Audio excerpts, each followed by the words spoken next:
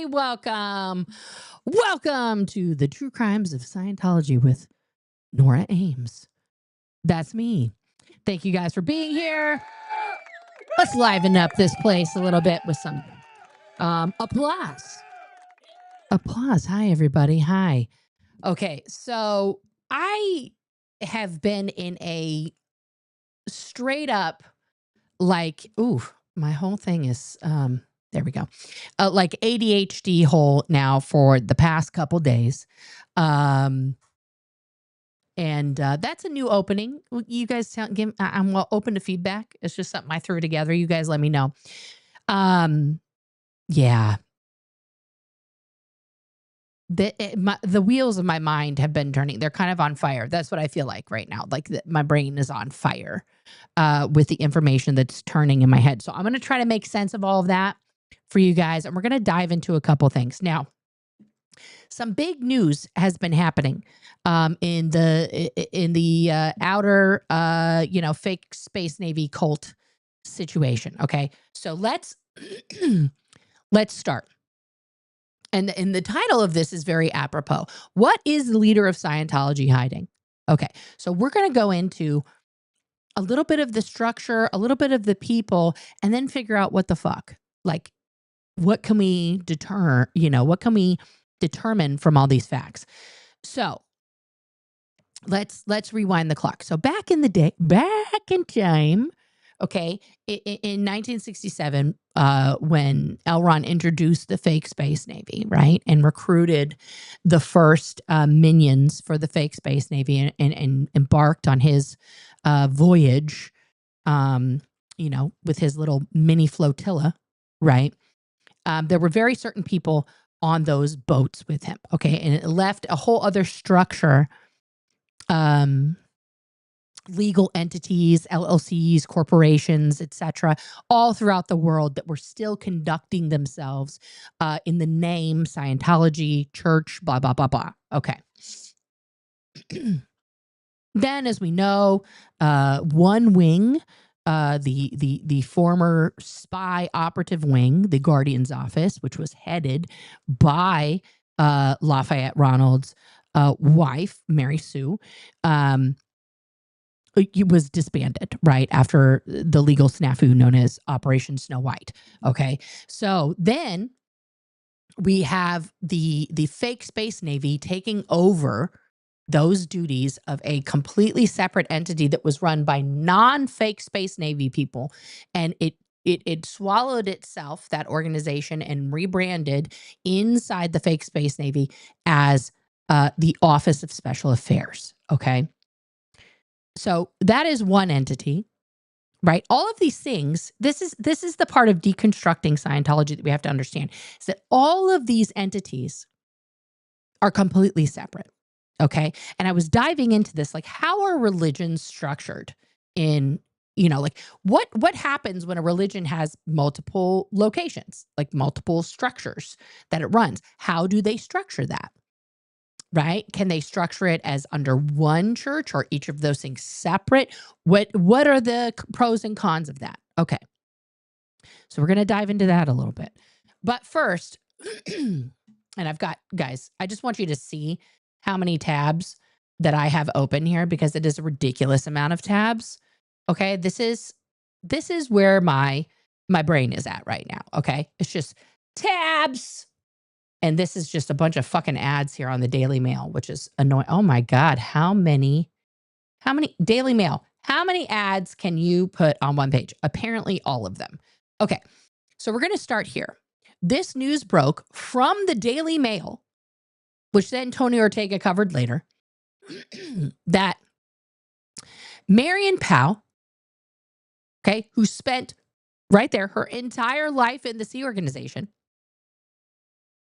passed away in her 80s. Okay. So here we go. An Australian woman who was run out of Melbourne as a child due to her family's Scientology beliefs has died in Florida. So she was born in, like me, Marion Powell. Okay. She was 72. She died near the city of Clearwater. So she wasn't, She wasn't she wasn't dismissed from the fake Space Navy, but she was probably being held, much like Heber Jensch is, in a, some sort of like old fogies home for Scientologists. Now, you cannot find pictures of her or anything anywhere. There's David Miscavige. There's a never before seen photo of Marion at her wedding. Okay. This is obviously during the 70s. There's Jesse Prince. What's up with that? Who's that? That's Mike Rinder. Okay, so she wasn't a nobody in the church, right? She's standing here next to the bigwigs, okay, when she got married. Now, the only video that you can find of Marion Powell is on this website, ronmiscavigebook.com. This is the hate website that the fake Space Navy and David Miscavige's own son ordered to be made so that they could discredit everything that he says in this book. Okay, in Ron Miscavige's book. Okay, let's just watch a little bit of Marion. This was, of course, published about a decade ago now when Ron Miscavige's book first came out in 2012. My name is Marion Powell, and I've been a staff member for over 40 years. I've been a long-term friend of the Miscavige family. I first met them in 1972 when they came to the United Kingdom for religious services. I worked at the organization there, and it also just happens that my former husband was a musician. So that's Marion. Okay. You've heard her name before, Heather, because whenever you would read a press release where the Church of Scientology International has to say, blah, blah, blah, blah, blah, it was her name at the bottom of that. She was standing in for the president. And this is why I'm getting it. This is all circular, guys. Okay. So that's where you heard her name, is in all the press releases that were like, the Church of Scientology vehemently disagrees, but all that shit would say Marion Powell at the end. Okay. So let's again go back in time. So when Lafayette Ronald establishes, okay, let me just escape here. That's Marion. I lost something else I didn't want to lose. Okay. When, yes, she's from Australia. It says so in the article, Vernon. So when Heber Jensch joined the Church of Scientology in 1967, let's go here, Heber Carl Jensch, okay, born back in 1935, is an American Scientologist who served as president of Church of Scientology from 1982 to around 2010. There's never been another president. Maybe was it Karen? I think they're sisters, but I think it was also Marion. I could be mistaken. I don't know where Karen Powell is. That's a good question. Either way, it's fine. Thank you, Scientology up north. It could be Karen and not Marion, and I'm confusing the two. Yeah. Let's go back to the article here.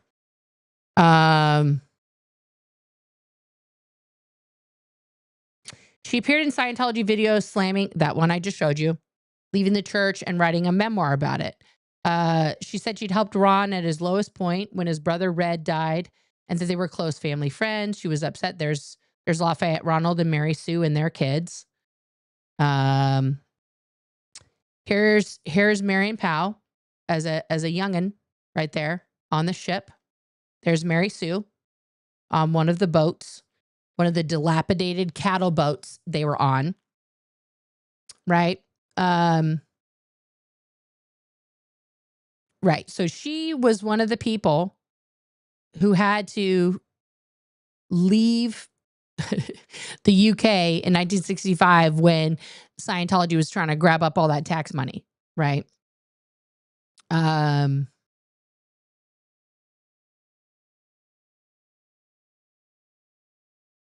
So her family left, and then she went and signed the billionaire fake Space Navy contract, right?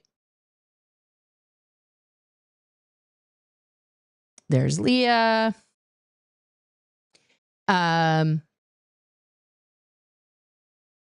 Yeah, she was in there. She was working for many people. Ba ba ba ba ba ba. She didn't go back to Holland to see her parents. When her father passed away, David Miscavige didn't even tell Marion that he was dying. His thoughts were that she didn't care enough about me when I was alive. Why would she care that I'm dead? That's sad. Pictures of Marion that Janice had.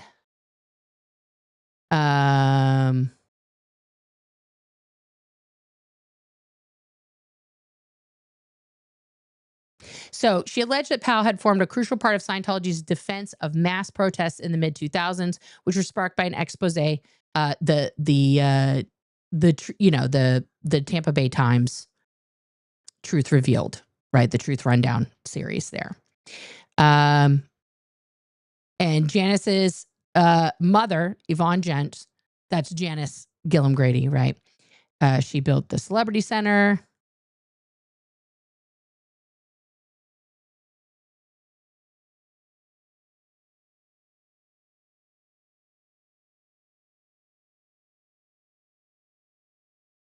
Blah, blah, blah, blah, blah. Who's this here? Oh, Karen Powell. So Karen is her sister-in-law. You're right. So Karen is the one who's got her name at the end of everything. And she is like, don't you talk about my dead sister-in-law. Okay. Well, Karen is still alive then. I was confused. See, there you go. This is, my mind was so on fire, I couldn't not conflate them. But anyway, let's get to that. And if I go here, let's just look here.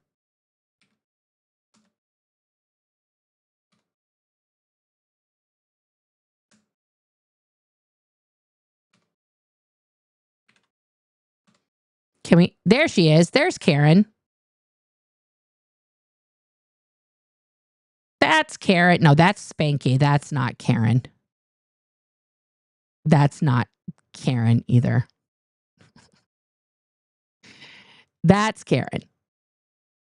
And that's her with Jenna Elfman and the lady who runs the Harlem Morgue, I believe. Yep. So there she is. She's still here, but they're not related. I mean, they're in-laws. It's not the same thing. So there's Karen. I don't know if she's shown up to any of these things. People in LA, has this lady been at the things, at the legal things? I don't know. We know Janet has been there, but let's get back to the hidden things here. Heber. Did you guys know that he has an IMDb page? He totally, look at this. Heber has an IMDb page. Okay. Because he was in some things, in some TV shows before he joined the fake Space Navy. What? Yeah. So he was the president until 2010. There's never been a vice president or another president, which is weird. That's weird. Okay, then when I was digging, let's just look at a couple other things. I was trying to find, well, let's go. My tabs are not in the right order. So back in the day, before Tony Ortega started his own blog, The Underground Bunker, and now his Substack, he was a writer for The Village Voice. Okay, and this is an article he wrote in 2012 while still writing for The Village Voice. Scientology's, oh, wow, it's like Tony Ortega called it a concentration camp. It's so weird that I get so much criticism for calling these things a concentration camp, which is exactly what they are. Okay, moving on. So he had talked to John Brousseau, fabulous source of information, by the way, and he was part of the fake Space Navy's concentration camp. Okay. And then the later incarnation of that and much stiffer punishment, if that's even imaginable, only for top executives located at their base there outside Hemet. Okay. So he gives the story of how it was born. And then in this article, they make a whole list of all of the people who were there, and it goes A to Z in order of last name. Okay. We're not going to get into all this nitty gritty of this Scientology's bullshit. I'm going to try and break it down for you in plain English what these people did. Okay. So Tanya Alexander, and I need to make a mind map of this, guys. So if anybody's like an expert on mind mapping, let me know, because I'm trying to find a good program to use on my Mac to do that. Yeah, so that I can literally structure this out so we can see it and see who's still here, who's not here, who's disappeared. You know what I mean? Like, we need a fucking visual. Okay, so we have Tanya Alexander. So she was basically putting things together, all the information, making sure that the books were put together correctly, the binders containing the information that you have to do as part of one of the indoctrination courses, right? All of that stuff. Okay. Lisa Allen, she was at one time the director, you would say, like CEO rather, okay, of Golden Era Productions. Okay, she was running that corporation for them. Okay. Whoa, Nora. Oh, for crying in a bucket, Nora. All right, there we go. All right, then we have Jennifer Alpers.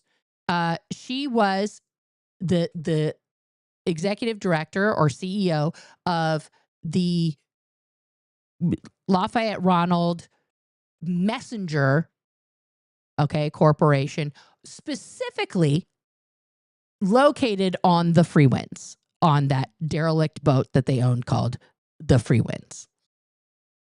Yes, Gen X Biatch, it's exactly that. It's like an FBI whiteboard, but digital. Yes, exactly. Oh, okay. Mind X and MindMeister. Okay, thank you for that. Thank you for that. Because I want to put this together in something like that. I'm a very visual person, so it's all in my head and I understand it here, but it's easier to keep it all together when it's not just in here. Right. Okay. Mary Arbuckle, again, same job. Oh, Nora. As Tanya Alexander. Okay. She was putting stuff together. Gail Armstrong.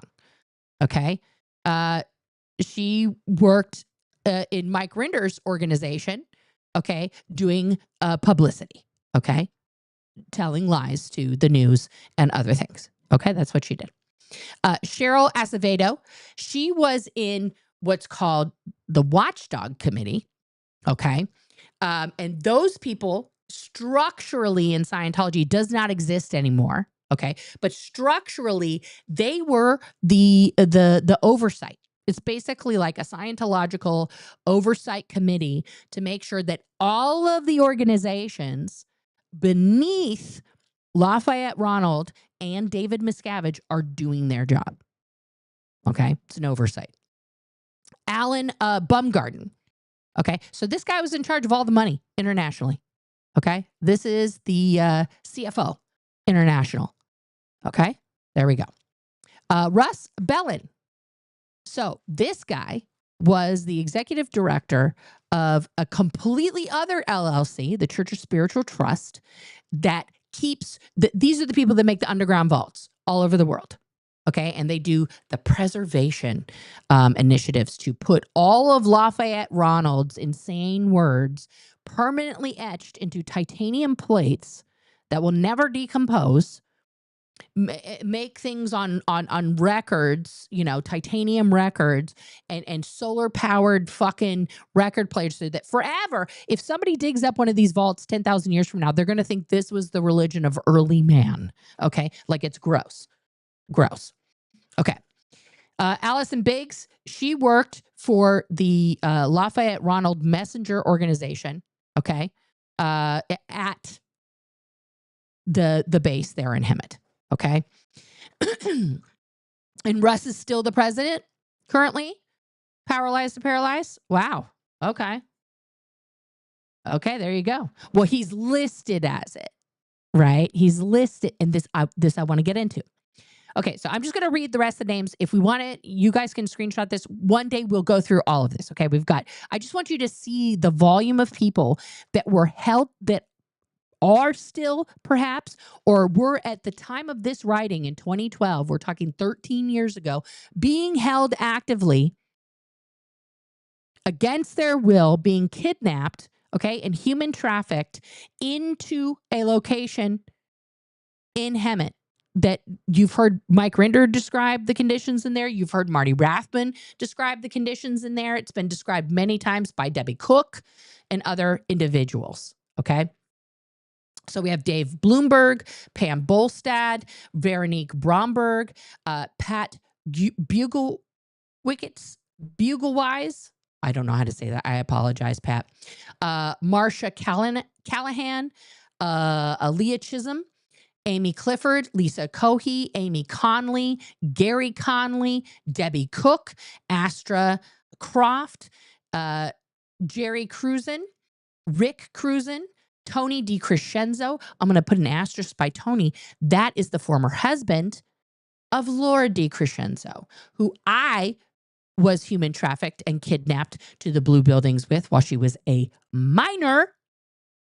And her spouse was working as a minor also at that location in Hemet, and then was put into this these conditions. Okay. Julia Delderfield, Tom DeVocht, who now has his own blog and things like that.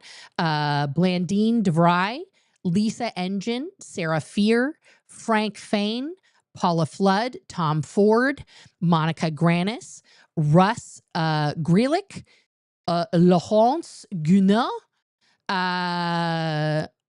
Bettina Henderson, Dave Henderson, Steve Hodkin, Karen Hollander, who I believe is out. She has left along with her daughters who were born in. Stephen Horwich, Becky Hughes, who is out.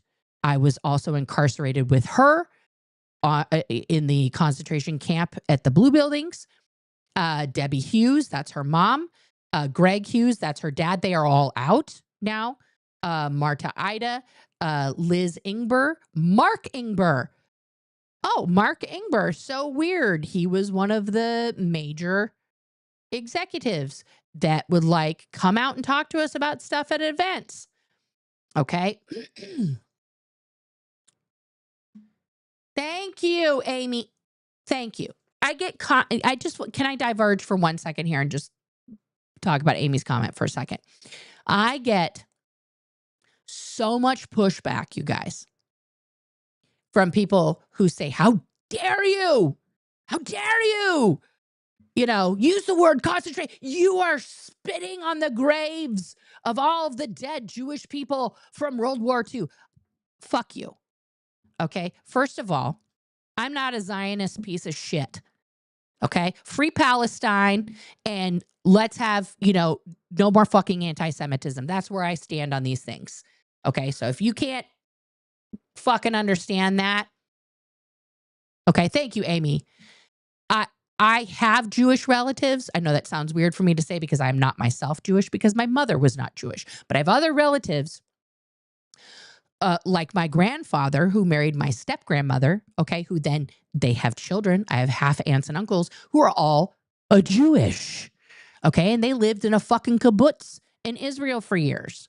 So, like, I think I have a certain level of massive respect and reverence for Jewish people in general, and for the atrocities that are concentration camps. And by the way, for people who just say, well, you can't compare yourself and the conditions you were in to people who were, first of all, they weren't burned alive in ovens, okay? Like, please learn your history, okay? It was acid showers, and then, like, it's a whole thing. It's gross, okay? First of all, people died in the Scientology concentration camp, okay? That's a fact. People unalived themselves, and people also died from various conditions of neglect and malnutrition and cancer and other things, okay? Because they're held fucking hostage. And when you look at the early advent of concentration camps, okay, when they first started out, what were they? They were work camps. They were work reassignment camps, okay? That's how Dachau came about. Okay, the first camps, guys, weren't in Germany. They were in Poland. Okay.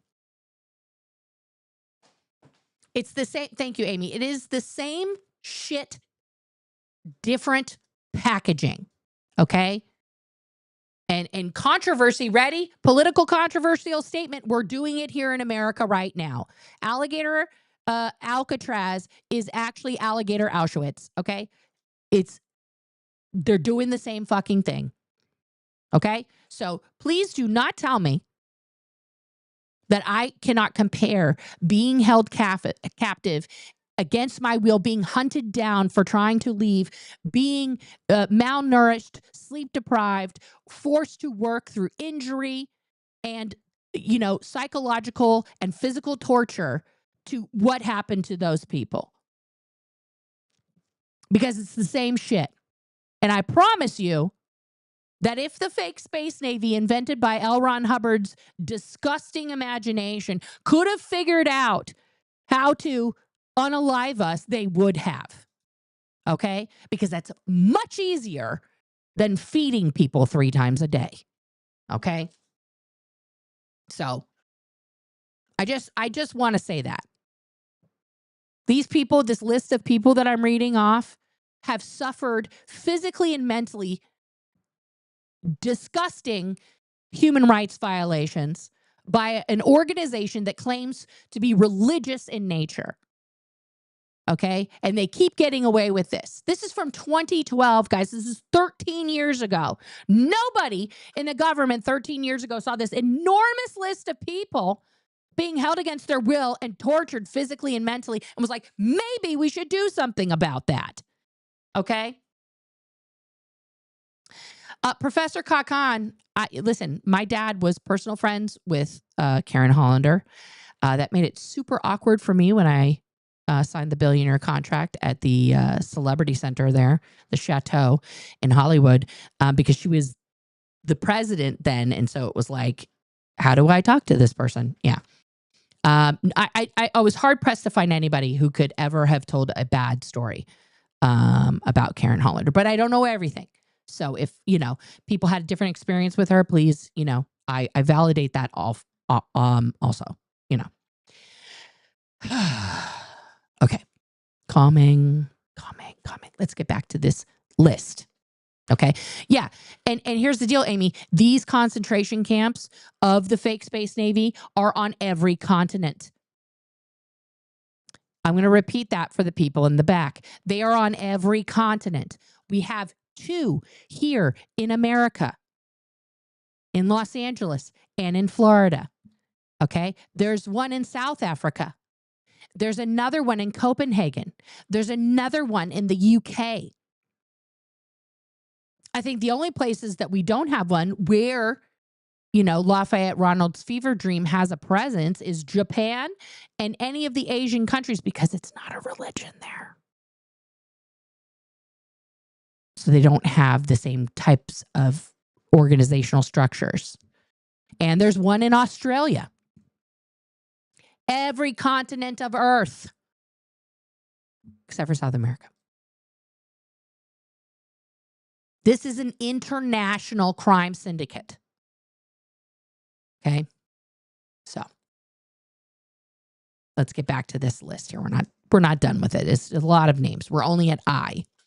All right, so we have Liz and Mark Ingber, Michelle Jeremio, Christina Jensen, Meta Jensen, Heber Jensch, who we know, who's not there anymore. Apparently, he's retired doing his own thing. Charles Johnson, Powell Johnson, Sharon Johnson, Jacqueline Kevinar. Man, that lady has been around forever. Jackie Kevinar, Kobe Knight, Sue Kuhn, who was married to Dan Kuhn, who's now in is he in Norway or the Netherlands? I can't remember. It's one of those countries. And he's remarried, right? But he was famous in the fake space navy for appearing in one of Lafayette Ronald's, I Think I'm a Hollywood Director films known as, The Professional TRs. Yeah. Oh, okay. Well, that makes sense. Power. Yeah. Yeah.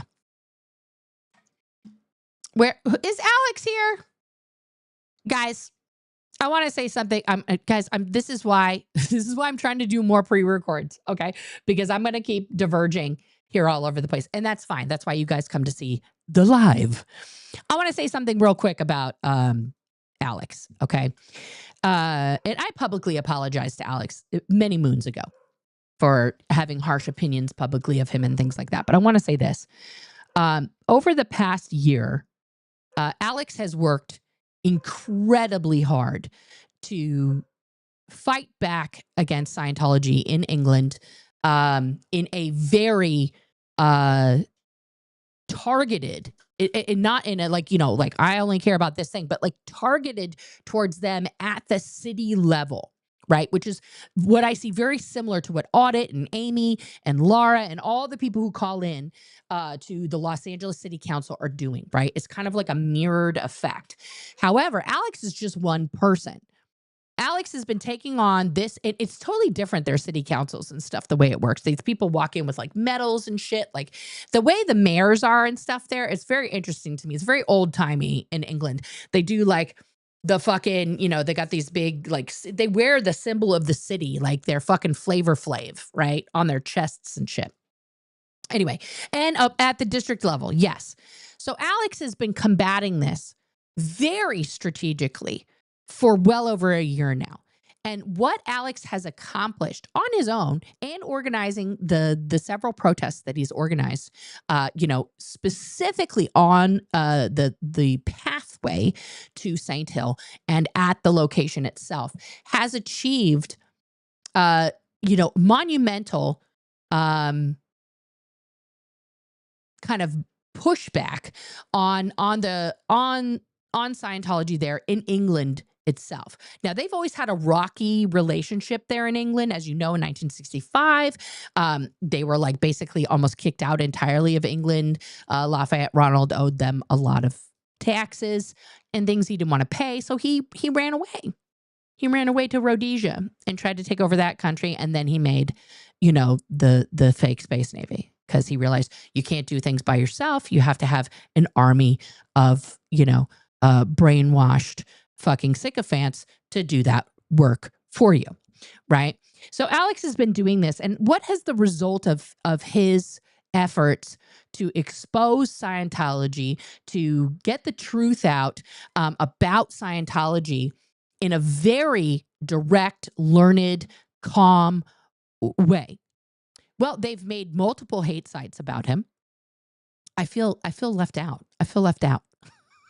There's only other former Scientologists and then weird, never-end people who are obsessed with me who talk about. I feel sad. Like Scientology has never, considered me that big of a threat. And maybe that's their strategy against me. They know that I'm going to think about that all the time and be like, I'm just not good enough. And I'm just going to spin my wheels on that.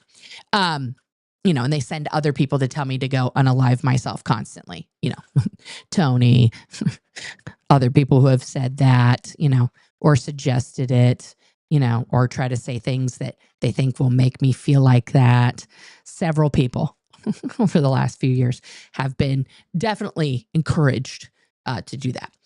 So come to the IAS protest and I'll get a hate site. I don't know. Samuel doesn't have one, does he? And he was there in all of his gay fabulousness. I think they can't do a hate site on gay people. Because remember, they had that one gay guy, Keith, and then or it was not Keith, God damn it, I can't remember his name. And then he was like, Scientology loves the gays. And then he realized they really didn't. And then he spoke out. Now he's dead. R.I.P. One of my former students. Yeah. Anyway. Yeah. So I don't think that they can do like an anti-gay site because they're still trying to tell people that they love the gays. So that's like my shield.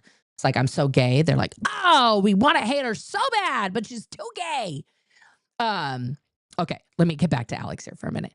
But as a result of this, guys, this has been actually very detrimental to Alex personally, financially. Okay. And I bring this up because a while back, Alex was like, hey, shit's bad. Right. And Alex is a proud British man. Okay. British people, they don't, if you don't know that much about England, they don't fucking ask for help for shit. Like it takes, if a British person is like, hey, I might need maybe a bit of assistance on this thing. They have literally caught on fire, okay, and are burned on 90% of their body. And now they're just going to, you know, I mean, maybe if you wouldn't mind, I could maybe use some help. Okay. But I would, yeah, guys, I got to get over to the British Isles, as it were. Yeah, keep calm and carry on, Rox. You know, I mean, that's kind of the stiff upper lip and all that shit, right? That the Brits have. But let me go to Alex's page here, because I don't know if it's still up. But if it is, Alex, is it still up? I'm pimping you out right now, my friend, because you're doing a lot of hard work. And if you got it, listen, people on Reddit's going to go crazy right now. Reddit is absolutely these are the fun fucks that, you know, just are constantly, you know, trying to, you know, recreate 2002 for me. And you know, try to, you know, the truth of the matter is, there we go. Okay. So I'm going to post this. I'm going to share this post. This is a post that Alex made. How long ago was this post, Alex? It was 6 days ago. 6 days ago, Alex put this post out. I'm putting it up here in the chat. Okay. I'm also going to pull it up on the screen. Let me get my controls all straight here. All right. Boop, boop, boop. There we go. Here we are. Okay. Hey, there's Alex again. I forget that in each scene, it doesn't remove the comment. Okay. So this is 6 days ago. Alex is just a wee baby. He's 30 years old. And there's a link for Alex's channel there from Rox. Thank you, Rox. Okay. In response, as you know, Scientology have been relentless in their fair games attacks against me. They have instigated a vicious smear campaign and contacted my employer, family members, friends, and business connections. This is like cutting someone off at the knees, y'all. It is vicious. Okay. Set up a hate website and persisted with an endless stream of well over 10,000 attack tweets, published countless Stan League articles and videos, and he had his fucking front door kicked in. Which, if you guys have ever replaced a door, that's not cheap. Okay. Oh, Nora, stop it. It's the wrong thing. Okay. I'm going to let you guys read this. He's trying really hard, but he hasn't set up like a GoFundMe because he's in England. So if you guys want, and if you can, help Alex to, you know, get his door fixed and, you know, maybe not become homeless as a result of fighting Scientology, there are his, let me copy and paste this in.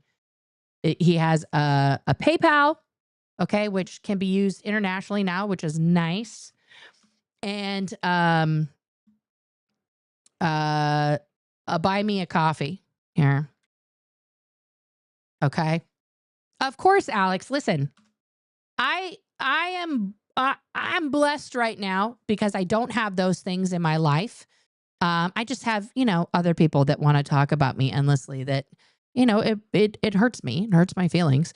But I'm not at risk of losing my home right now. And I don't want anyone who's telling the truth about Scientology to experience any sort of financial, physical, mental hardship other than, you know, yeah, guys, this is real. Alex has 4 weeks to find somewhere to live. And if you guys have tried to find a flat or something recently, it's fucking hard. Okay. So whatever you guys can do, I know I need to do that. I need to do that. Yeah, I need to do that. It's a cesspool. It's awful. I don't know. I wish, guys, this is my Christmas wish. My Christmas wish here in July or August, it's actually August now. is that these people on these disgusting threads where they just have nothing to do apparently except for bitch about all of us. I wish that one of two things would happen. Either they would just stop, which isn't going to happen, or that somehow their true names would be revealed to the world. Because if you're going to say these vile, disgusting things and accuse people of gross, slanderous, vicious, libelous things on the internet, then you should have to do it with your whole fucking chest and your real identity. That's just what I think. Because guess what? This is my face and my mouth hole. And when I say something about somebody, I fucking mean it. And it came from me. And not from one of these little fucking, I'm going to hide behind this stupid little sassy name things. Okay. Alex, you can pop over anytime. I know that. You're not a distraction, my friend. You made me think about that because of all the things I'm talking about. It's just, listen, first of all, you deserve it. Stop being so British. Number two, okay, if I'm not making a demand, I'm not telling people turn this off unless you're donating to Alex right now. Like that's not what's happening. Okay. What I am saying is that this is real.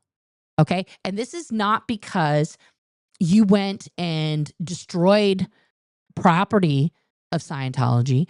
It's not because you went and shouted obscenities at Scientology's members. It's not because you even went out and I don't know what the rules are in England, to be honest. Like, like here in America, in most states, we can use chalk on public sidewalks because it can be washed off. It's not permanent graffiti, right? So I don't know if that's a rule in England that you couldn't even do that, but you weren't even doing that. Okay? I have never observed you one time at any protest, okay, being untoward in any capacity towards an active member of the fake space Navy or, Lafayette Ronald's fever dream disguised as a religion. Okay. So in my personal opinion, you have been above board in your dealings with this international crime racket. And in return, they are coming at you like a fucking tsunami, right?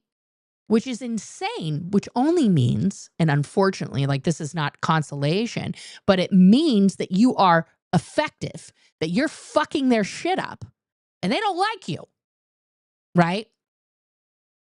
So I think if people can happen or can help, that they should. Can you guys hang on? I have 3 children in this house right now. I just want to make this general announcement. I have 3 children in this house. There is a dog standing outside the garage crying, and not one child has come. Please hold. I'll be right back.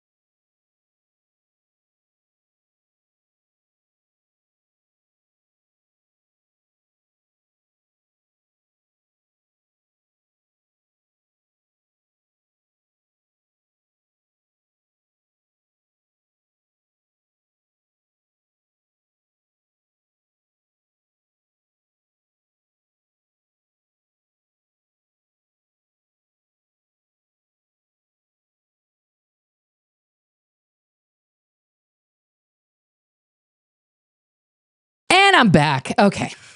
I'm sorry to hear that the ghosts in your house, Tilty, are not helpful. I feel like if you're going to be haunted, you should at least, put the dishes away or something. Like, help me out. Be like the ghosts in Casper, not like fucking Poltergeist, okay? All right. That's a bit of, if you guys can do that, they could at least pitch in, right? I feel you on that, Tilty. I feel you. All right. Let's get back to this list because we're still not done. All right. So we did Sue Kuhn, Teresa Lehner, Susie LaPlane, Tim Larson, Tanya Lefebvre. Again, I was kidnapped and held captive in the concentration camp with her husband. Kathy Lemmer, Angie Lemoyne, Robert Lemoyne, Andy Lenarkic. I'll go with that. Guillaume Lesève. Okay. The executive director of all of Scientology internationally. Okay. Just gone. There's no more person doing that job. Okay. Gary Liu, Jenny Linson, who we've seen. She was in that video. The wives that were interviewed by Anderson Cooper. There she was. Tammy Lundeen, Aaron Mason, Barbara McHenry, Janet McLaughlin, Carly McShane, Marcy McShane, Abigail Miller, Ray Midoff. Again, someone who was appointed after the whole David Mayo fiasco to be in charge of all of the technological prowess to make sure that every minister of this fake fucking church was doing the fake churching right. He's gone. Who's making sure of that? Nobody. Bruno Moresi, Janet Mortensen, Clark Morton, Barbara Newton, Corey Norton, Anna Maria Ogletree, Claudia Oleander, John Oldfield, Jan Olson, Kathy Andrecka, Dreka. I can't pronounce that. I apologize, Kathy. James Perry, Marie Noel Pletch, Lucy Lucky Porter. Sorry, Lucky. Marion Powell, R.I.P. She was in that place. Erd Priester, Marty Rathbun. We all know who Marty Rathbun is. Ellen Reynolds, Wendell Reynolds, Kathy Rinder. Oh, did she leave that out of the Anderson Cooper interview that she was being held captive and kidnapped in a fucking double wide? Yeah, she left that out, didn't she? Mike Rinder, Linda Roden, Steve Rule, Faith Schermerhorn. Wow. Peter Schless. That's the guy. On the wings of love. Only the two of us together flying high. That one. Yeah, he wrote that before he got sucked into the fake space Navy. Rita Schwartzgruber. It's like McGruber and Schwarzenegger had a baby. Schwartzgruber. Okay. Deborah Siegel. Ingrid Sorgen. Denise Somerville. Jody Spatel. Lyman Spurlock. Daniela Starkey. Norman Starkey. R.I.P. He's dead now. John Stumkey. Anki Stutter. Fred Schwartz. This is the father or uncle of Julian Schwartz, I believe. Yeah. Michelle Tampion, Melita Tampion, Fleur Thomas. Ooh, I went to Katie Sy, Nee Feshback. A Feshback was held captive. My goodness. Okay. Jens Yurskov, Tom Vorm, Bruce Wagner, Karen Wagner, Sebron Walker, Danielle Walker Bailey, Rena Weinberg, for those of you who are ex-peoples. Rena Weinberg, Richard Welch, Michelle Willis, Jessica Weinecke, who used to be Gilchrist, Nee Gilchrist, Kurt Wieland, Gary Owees, Greg Wilhare. I met him and his wife, Sandy. These were two of the bigwigs. Christy Wilhare, Sue Wilhare. These are people who were like originally trained by Lafayette Ronald. Diane Williams, Tom Willis, Mark Yeager. There's another guy we used to see at all the, fucking jamborees. Little, rehypnotization jamboree that's, Lafayette Ronald and company would hold. Laura Zern. She's the last one. Lori Zern. Okay. That's too many fucking people. That's too many. This is the list that Tony Ortega published in 2012 of the people being held captive at one location. One. A lot of those people held very important, very key roles structurally in the legal organization for Scientology. Now, what does that mean? Okay, so let's go to no.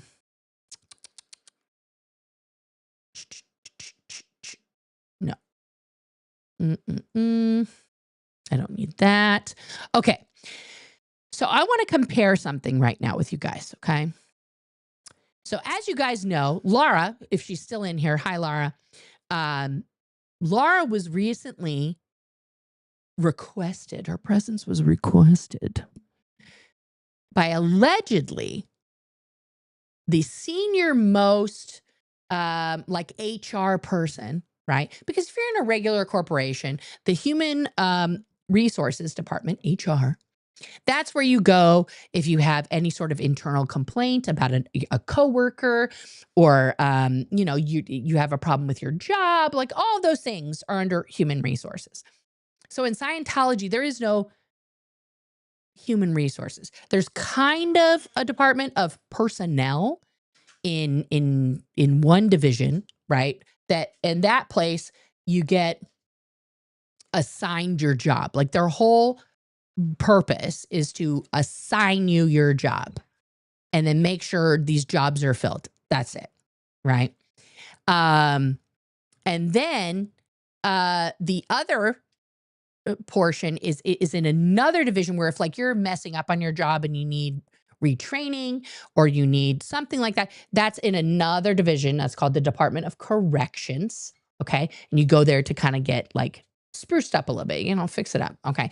But where all of the complaints, right, and the kind of discipline exists, that's back in that first division, but it's a different department, right? It's the ethics department. Every single church of Scientology has a department of ethics, right? Division 1, Department 3. Okay. On their little organization board. Okay. Now this department is basically the internal, self-report / snitch department that you go to. If you want to snitch on your coworker because they did something real bad, you write a report and you turn that in. Okay. And it goes to that department. It also goes to them and to everybody they know since kindergarten. Okay.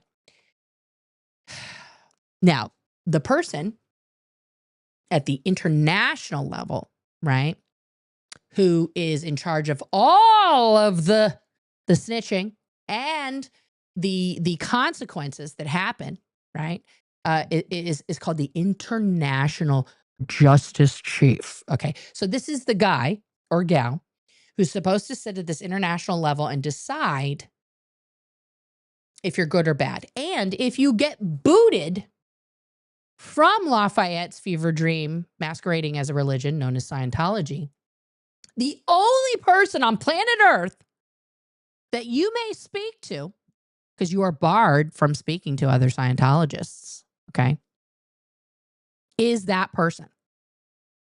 According to Lafayette Ronald's, writings, the only person that you may speak to, and it's only if you want to get back into good standing, okay, if you want to crawl your way back, I'm begging, please take me back, you contact that person. Okay. So as we know, Laura received a letter. I'm going to show you guys that letter because she posted it. And she posted it.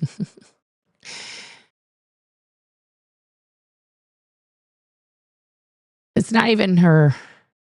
I'm trying to figure out a way to block that out. It's not her address, but I don't want to put anything out there that would I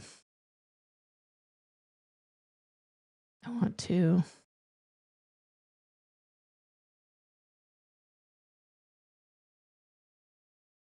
I guess I have to do something else here. Let me go here. Guys, I'm very cautious, but I know this isn't, they put an address on her, but as you guys know from the story, they threw it at her, right? They just literally threw this envelope at her while she was out dining, right? So let me go here. Now will it let me do it? Yes. Now I want to. Oh.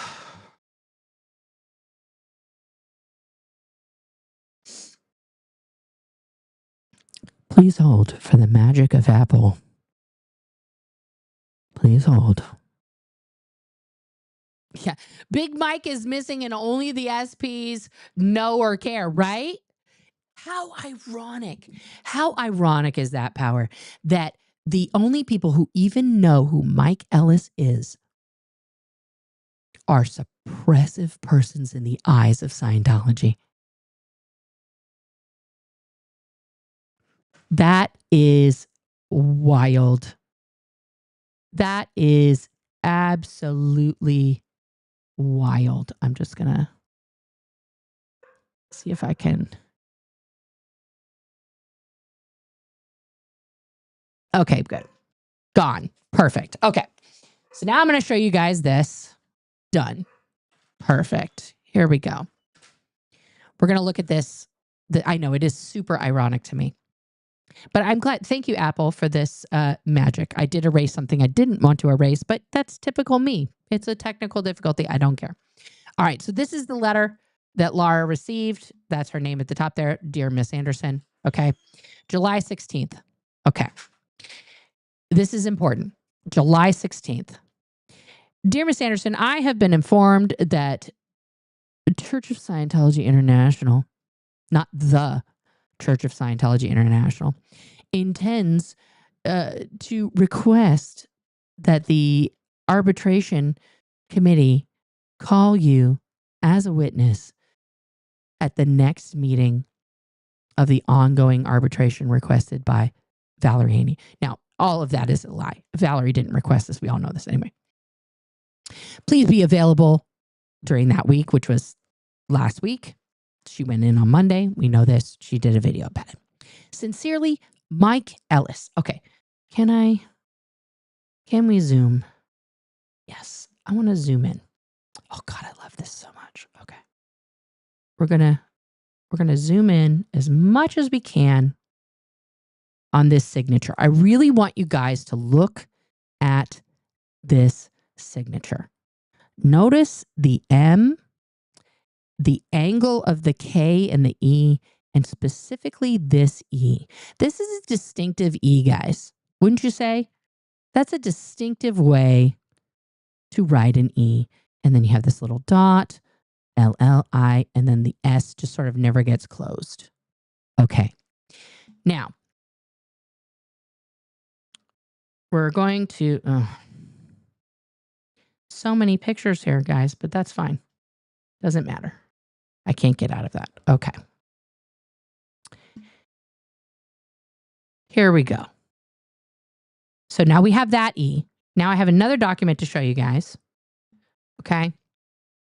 This is dated 2004. This is the letter that Mike Ellis in 2004 wrote back to one of the Jane Does, who she was listed as Jennifer B in the case. And this is evidence in the case. I want you guys to now look at this signature. Notice the E, which connects with the L's. Okay, can I zoom in on this? Can we zoom in? I think I have to go to my controls here. Here we go.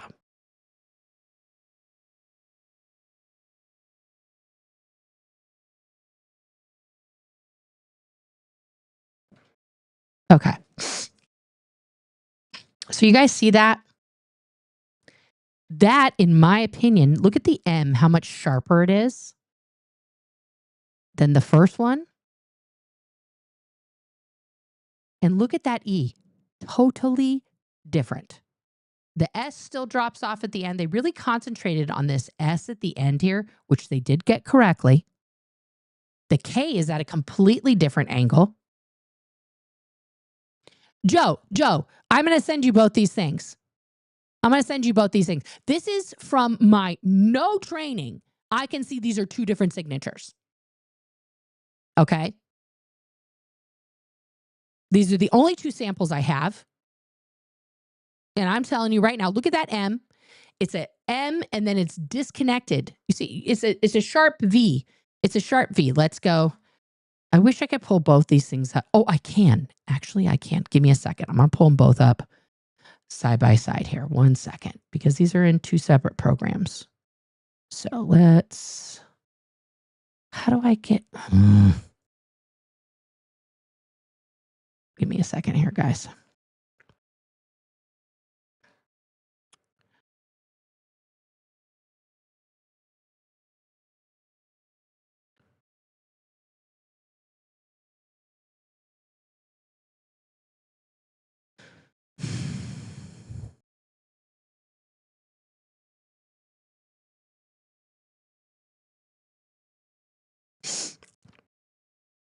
I'm going to do this. I'm just going to, now that you guys have seen the documents, I'm going to take a screenshot and we're going to make that as big as I can. There we go. Then we can look at these two side by side. Here we go. I did it. I have to fix everything here, but okay. On the left over here, this is this year. This is 2004. Notice the M is together here with a little boop at the end. There's no boop, no distinctive boop, but the M is not together, and it's the angle is correct, but the M not is together, not together in the middle. Okay. The I similar, but this K here, okay, the KE is not quite the same. Now, listen, guys, when I sign my name, it fucking gets totally fucked up. Okay. Just totally fucked up every single time. But whatever. Okay. But the E is the most telling thing for me. Also, this S, look at the different angle. They got the S correct, but they didn't angle it. This tells me Mike Ellis may be left-handed, and the person who wrote this is right-handed. Okay, because left-handed people tend to tilt their things, their letters more, right? Because sometimes left-handed people write from the top, or they write, my mother writes this way, which is very rare for a left-handed person, right? So my mom's handwriting is very strict, but mostly left-handed people is angled like that because they write from the top down. Yes, handwriting is subject to change over time, correct, but it wouldn't get neater over time. This is 2004. This is 2025. We are talking 21 years later, and somehow his signature got neater? I don't think so. I don't think so. It can change. It definitely look at the difference between the signature on Heber Jentz's letter to his niece that came in 2018 and Heber Jentz's signature from 20 some odd years ago. It looks like an old man is writing because an old man is writing. This looks like somebody else wrote it. Especially when you've, as an adult, you have, right. Thank you. Thank you. You're a lefty. Your signature leans to the left. Yes. Yeah. Yeah. Yeah. The M and the E, totally different. Now, my first name is Nora. You guys all know that. I don't write the N as a printing N. I do it in cursive. I have a very big swoop at the end of my N because I was dramatic when I was coming up with my signature as a teen. Okay. I have tried doing the uppercase, just, regular N with like a flourish at the top. And then the ORA ends up kind of like, right? My last name is atrocious. The way I sign it, it's awful. AMES. It's very hard, but I do. And that one, this is why my signature is so weird, is I do a printing A and then write the rest in cursive. I don't do the cursive A, which would make more sense. Okay. Thank you. Thank you. This is what I'm saying. Right? So I think Mike Ellis may be one of these people. The dots on the I are very, this is what I'm saying, but look how the dot is here above the L and the dot here is below the L. They worked really hard on duplicating the L's, okay, because they got a small one and a big one, but they put that dot way up there. And notice how the I in this one comes up higher and it's here like level with this E, which is not this E. Yes, the kind of pen you use can change it also, but it's not going to change you doing a loop-de-loop in an E and doing an open squiggle E. That is very distinctive. Okay? I'm just saying, this is in my opinion, this is not the same person signing these two documents. That's all I'm saying, guys. Okay? That is suspicious. And I think, thank you, the M and the E is not like the same person. Can you do a screen grab of this, Joe, and send it to your uncle and ask him? I want to know if he's got time to just quickly look at these two things and be like, that's not the same. Or what, and break it down. Yeah.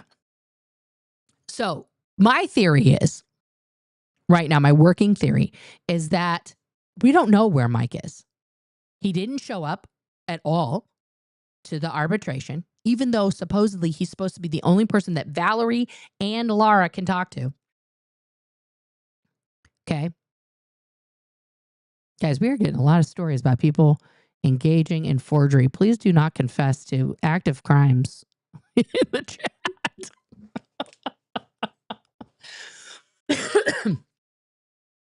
Okay. The signatures tell me fucking volumes of data right here. Okay. Volumes of data. Where is Mike Ellis? He is supposed to be the international representative for all of Scientology in terms of their fake arbitration, which is not part of the doctrine anywhere written by Lafayette Ronald. And he's the reason why all of this has been happening to Valerie, that it happened to Luis Garcia and his wife, that they're trying to do that to Valeska Paris, that all of these things keep getting pushed, right? They wanted to do that to the Jane Does in their civil litigation against the church and Danny. They want to try and do that with Jane Doe versus David Miscavige and Gavin Potter. If there is no person holding this position because the position itself does not exist, then every argument they're making legally is a fucking lie. They are lying to the courts. And if I were Valerie Haney's lawyer, or any of these lawyers that are facing Scientology right now, I would demand to physically see Mike Ellis in the courtroom to have him testify before the judge that these are the doctrines and produce said doctrines by Lafayette Ronald, which dictate these practices. Because any other doctrine is not valid in Scientology unless it was written by Lafayette Ronald and approved by him. Those are the rules. I didn't make them. Those are the rules that Lafayette Ronald put out. Okay. Now, let me get back to, now here's where my mind went on a journey. Okay. So I'm looking at these signatures thinking, that's not the same. That's not even close to the same thing. Okay. So then it got me thinking about all those other people. Where the fuck are they? Right? It's not just Mike Ellis that's missing. It's all those people on that list, right? Now, for example, when was the last time that we heard from any of these other executives? Okay. This is from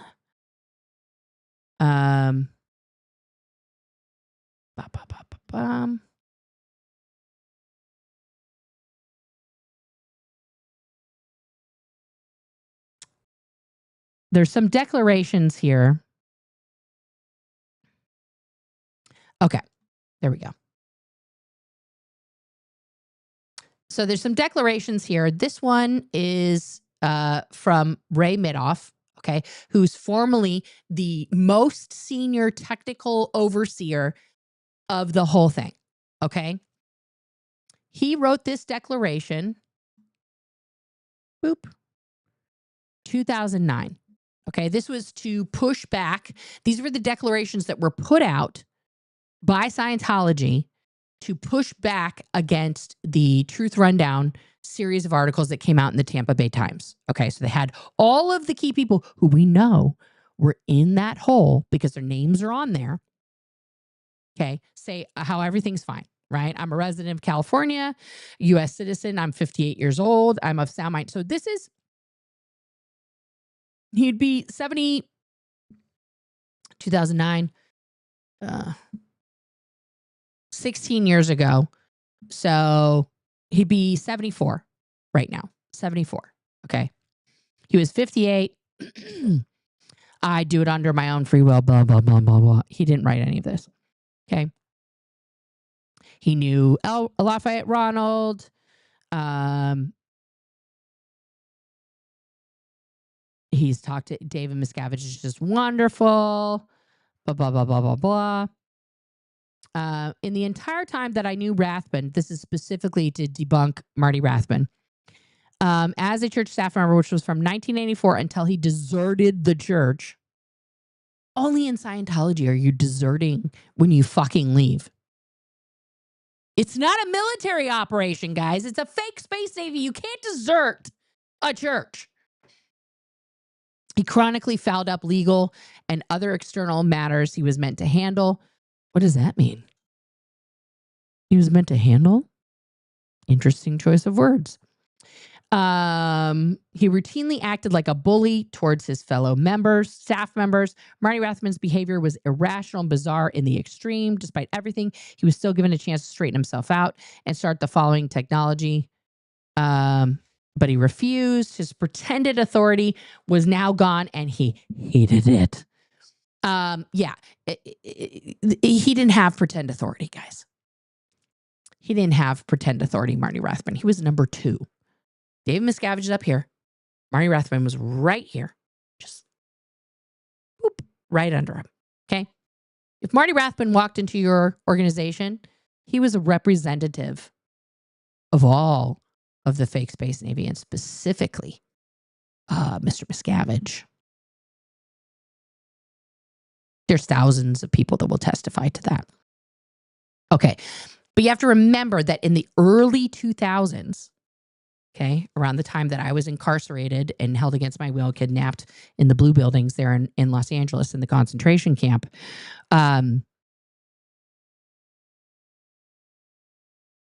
David Miscavige became disillusioned with the people who were pushing back against his authority. And so he started dismantling one by one all of the institutions that were overseeing and doing oversight in various areas, because when he wanted something, people could bring to him some of Lafayette Ronald's writings and say, sir, we can't do that because right here, Lafayette Ronald says that's never to happen. So he got rid of all of the people that had ever pushed back to say, what you're doing, sir, is not what Lafayette Ronald wanted. Erase them from history. And it has just been doing his own thing since then. It is no longer the Church of Scientology, in my opinion. It is the Church of Miscavology. He's completely changed. If Lafayette Ronald reappeared right now and walked into any random building claiming to be a Church of Scientology and saw what they were doing to his words, to his technology, he would fucking burn it down. He would be so pissed. He would find David Miscavige and throw him overboard of every vessel in the ocean. That's what would happen. Because he has pushed Scientology so far away from, and guys, there's no benefit to Scientology. There is no reason to ever dabble in it or do anything like that. But in Lafayette's mind, there was a journey that people were supposed to be on. They're not on that journey. They are in a circular corn maze that once you enter, you cannot leave. Okay. Okay. So, yeah, I had some more stuff about Guillaume pulled up. This is another article Tony wrote. That's the declaration. What do I have here? Okay. Here's where we get into the fine print. This is where we're going to go on the fine print journey, kids. Okay. That's Karen Powell. Okay. So I was doing little Google searches here. Okay. So under the law, does a church with multiple branches, because that's how I would describe Scientology, do they have to be separate entities, separate LLCs? Okay. So a church can operate with a single legal entity, often a nonprofit corporation that encompasses all of its branches. Okay. There's alternatively, a church can choose to create separate LLCs for different branches or ministries if desired. Who's voting down right now? How that's got to be an OSA person. They're like, God damn it, she's showing facts again. Downvote. All right, sorry. I'm going to not get distracted by the downvotes. But if you haven't liked the stream already, please do. Please give it a boop that like button and subscribe. I'm fun. Okay. Benefits of using separate LLCs. Okay. So they can provide an additional layer of protection by isolating liabilities, right? So why is Narconon a separate entity from the Church of Scientology Celebrity Center International? To isolate liabilities. Okay. This means if a lawsuit arises from a specific branch, the assets of the other branches or the main church might be protected from legal claims, right? A separate LLC can hold assets such as real estate, like the International Landlord's Office, or specific investments, like the Church of Spiritual Trust, keeping them distinct from the day-to-day operations and potential liabilities of other branches. Separation of the church-related projects. Separate LLCs can be used to manage different projects or programs independently, allowing for cleaner organization and potentially distinct management structures. Okay, so we know some of these structures, right? We have the Religious Technology Center, and you have the Authorization Verifications and Corrections Unit. Those are the two co-equal mom and dad branches at the very top. And underneath them are various structures. Okay. Tax advantages. Taxes. Depending on how the LLC is structured and managed, it might offer tax benefits for certain activities, such as unrelated business income.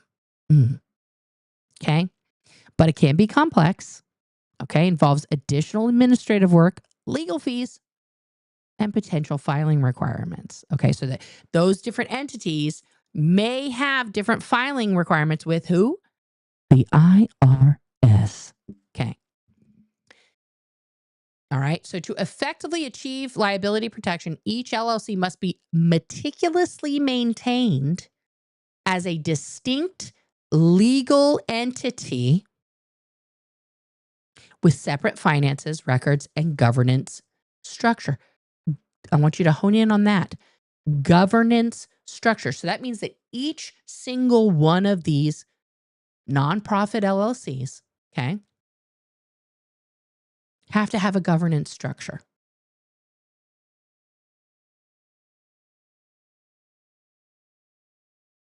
Keep that in mind, because where's Ray? Where's Guillaume? Where are these people who were on that? Heber was signing checks and shit. Where are they now? Okay. So the next question I asked, what structure does a nonprofit corporation have to have in order to maintain its nonprofit status? So to maintain it, under the IRS, a nonprofit corporation needs to be structured in a way that ensures it operates exclusively for charitable, educational, religious, scientific, or other exempt purposes and does not serve private interests. Does not serve private interests. Okay? They have to have, okay, these are the documents. Okay? Articles of incorporation.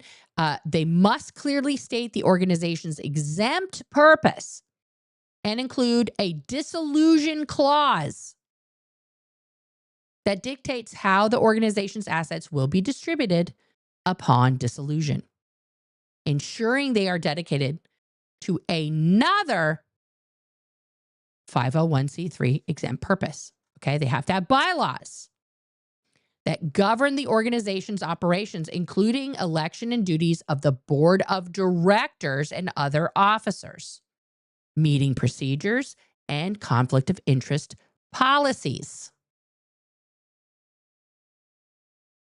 Okay, the minimum number is 3 board members. Okay, that they have to maintain at all times. They have to have independent board members to prevent conflicts of interest and maintain public trust.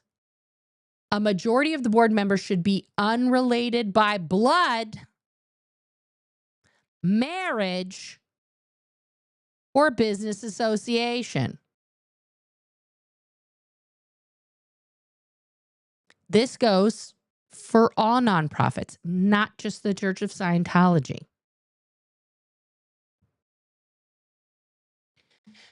Board members have fiduciary duties of care, loyalty, and obedience to the organization. Acting with the same prudence and diligence as a reasonable person in a similar position.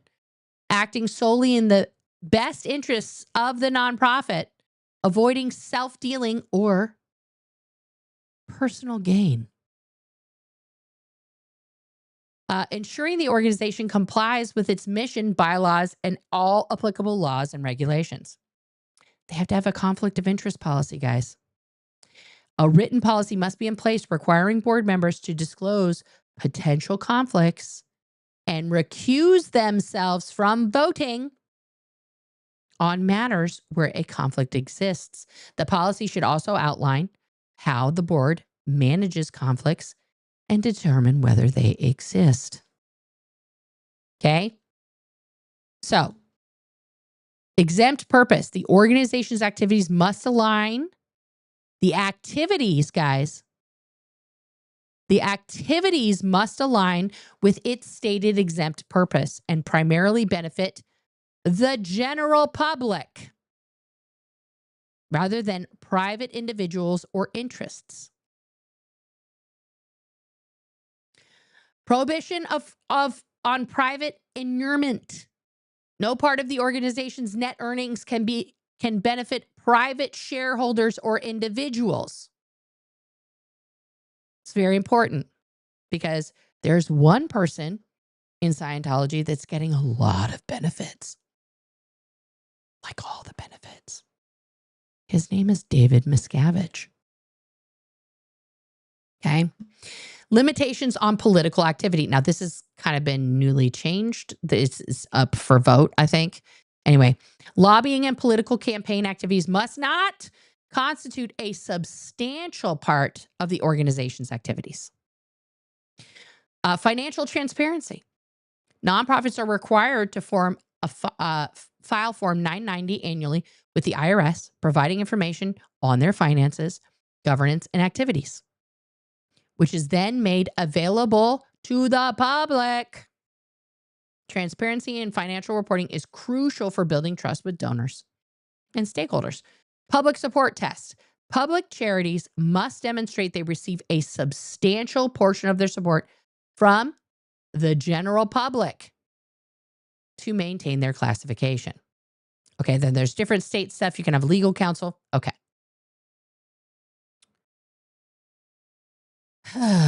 So then I asked, are churches required by law to provide their legal structure? According to the IRS, churches, including synagogues, temples, and mosques, are automatically considered tax exempt if they meet the requirements of 501c3. Okay. So what are these things in churches? Okay. So they get this automatic exemption. Okay. If they meet those things that's for the general public. Okay. To qualify, churches must be organized and operated exclusively for religious, educational, or other charitable purposes. They must not engage in political campaign activities or allow their net earnings to benefit private individuals or shareholders. Many churches still seek formal recognition from the IRS through a very specific form because it provides reassurance to leaders, members, and contributors about the church's tax-exempt status and eligibility for tax-deductible contributions. This can also be beneficial for establishing credibility with grant-making foundations and organizations that require proof of 501c3 status. Okay? But right here, guys, this important note. This is what caught my eye here. It's important to note the difference between churches and other religious organizations. While churches enjoy automatic 501c3 status, other religious organizations like ministries or faith-based nonprofit generally need to apply for tax-exempt status through the IRS. So then I was like, what is Scientology? Is Scientology categorized by the IRS as a church or as a religious organization? They are not a church. They are not a church. They are a religious organization, according to the Internal Revenue Service of the United States. However, this status was the result of a protracted legal battle, and the IRS revoked the organization's exemption in the 60s before eventually reclassifying it in 1993. Okay, so here, 1957 to 1967, 10 years. They initially granted it, but then revoked it due to concerns that the organization was operating for private gain.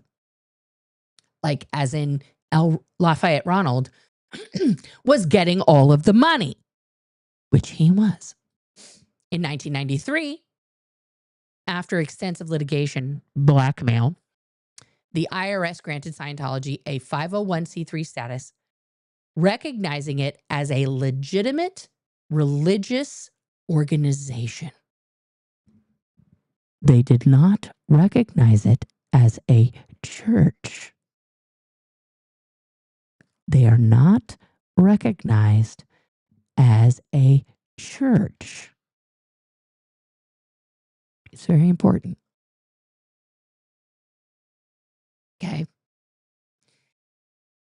It allows them to be exempt from federal income tax and operate as public charities or religious organizations. But as they are not a church, they are a religious organization. That means we should all be able to see the breakdown of all of their info financially. Right? Because for those of you who haven't seen, a few days ago, I published a short. It's 3 minutes. I'm going to play it here real quick. That I titled Follow the Money. This has to do specifically, and this is just one thing to consider, guys. This has to do specifically with my own personal income in the years that I was held captive against my will and signed the billionaire contract inside of Scientology. So I'm gonna play this for you guys now. For those of you who haven't seen it, it's 3 minutes. You can do it. Okay. All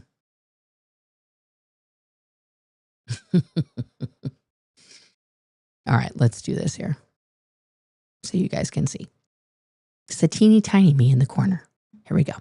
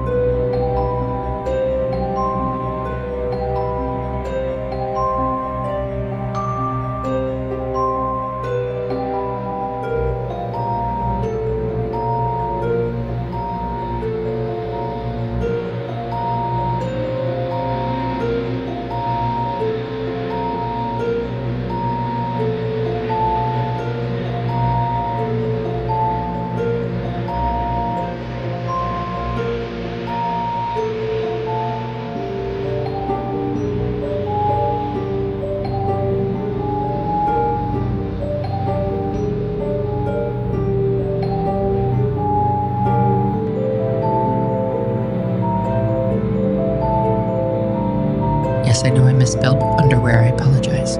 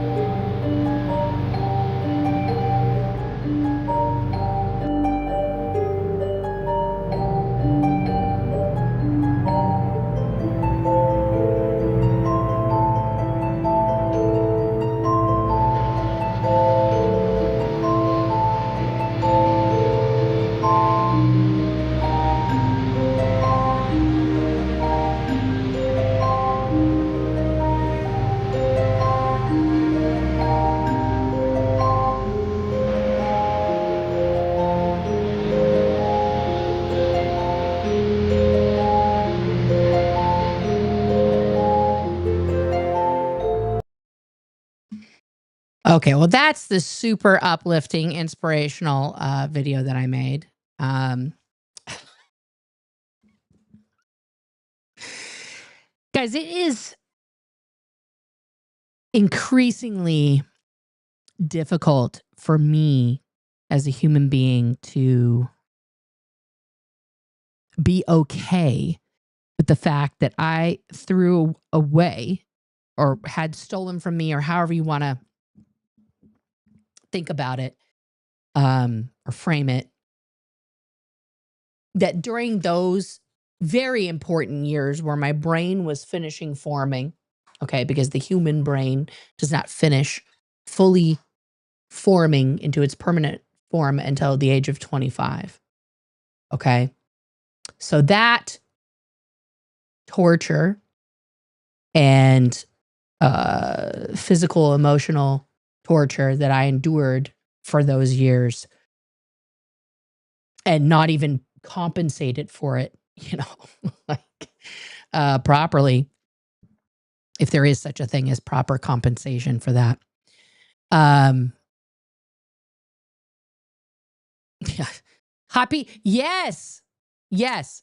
The calculation for the allowance, which is $50 a week, was made by Lafayette Ronald in Madagascar in 1964 based on local average cost of living in Madagascar. Like, bruv, come on. It sickens my stomach to think about that, guys, to look back on my very, very young, naive self at that time and think about what I endured, what I was enslaved for those 8 years, and what I have to show for it in my later years, right? Because for those of you non-Americans, okay, every year that you are legally employed, your income is reported to the Internal Revenue Service, the IRS. And then based on your lifetime earnings, right, every year, all of your earnings, based on your lifetime earnings, they come up with this like average that you are then compensated once you reach retirement age. Guys, because of my various jobs, which is, even after I left Scientology, I've had a lot of different jobs. Because of the varying nature of my income, I will probably get maybe $1,500 a month when I'm retirement age. It won't exist by the time I get there, but that's another story. That is not enough to live off of. That's what we do here in America. We just give you some pennies and hope you can eke it out.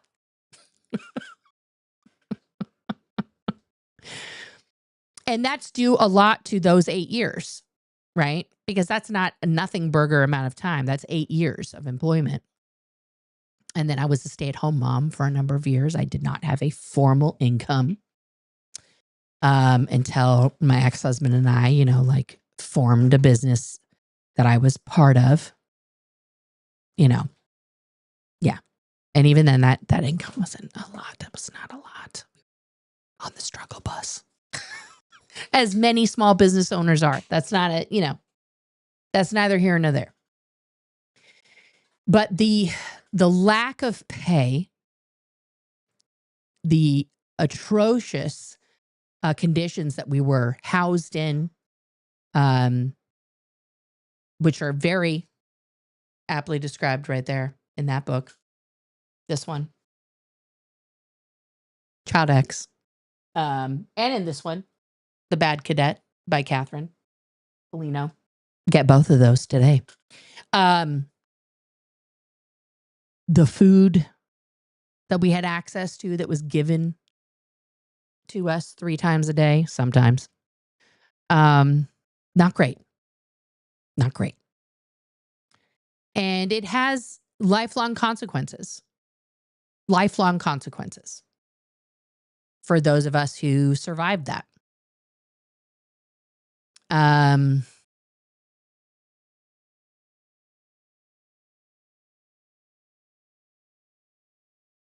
Yeah.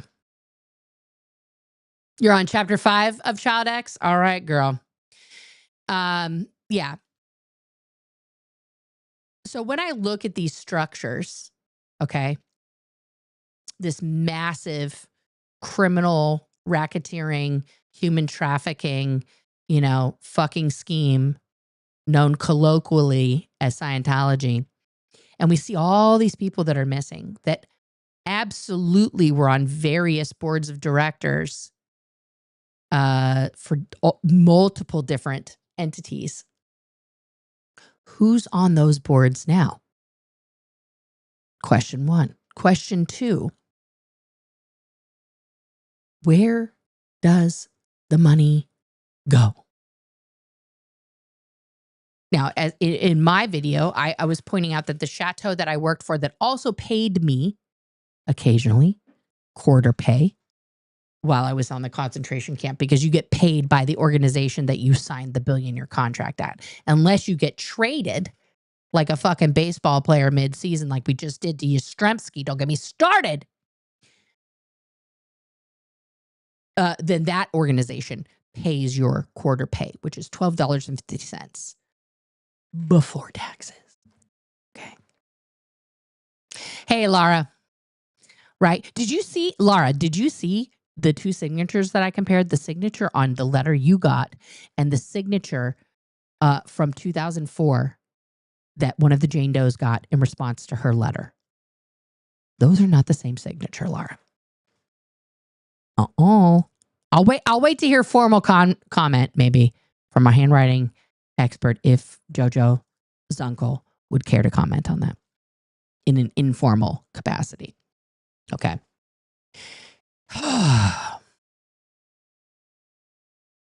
Where does the money go? Where does it go? Laura, I'll bring it back up for you right now. I'm going to bring it back up for Laura because she missed it. Let's bring up those two oh, God.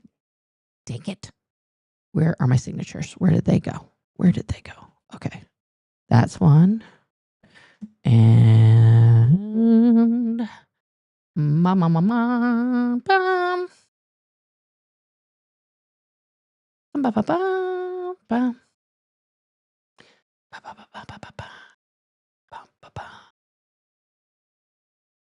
Okay.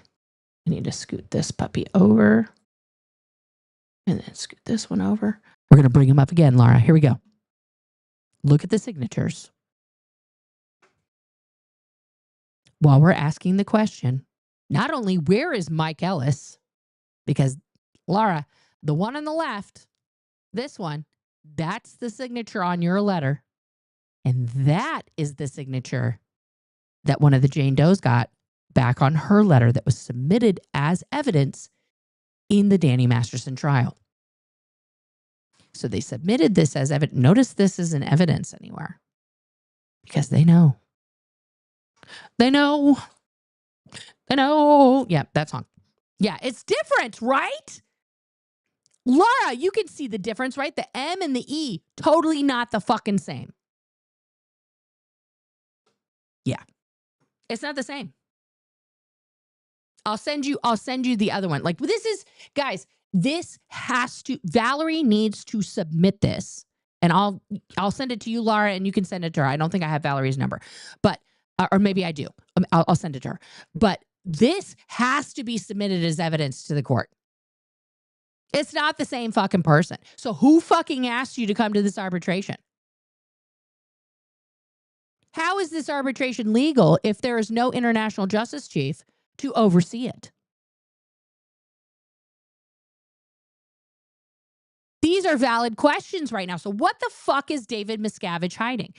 This is my summation of that, guys. I think he's hiding the fact that all of this money that is coming in from the thousands, and I do mean thousands of front groups, okay? All of these different entities, these different LLCs, these different single, churches that are all individual corporations, okay?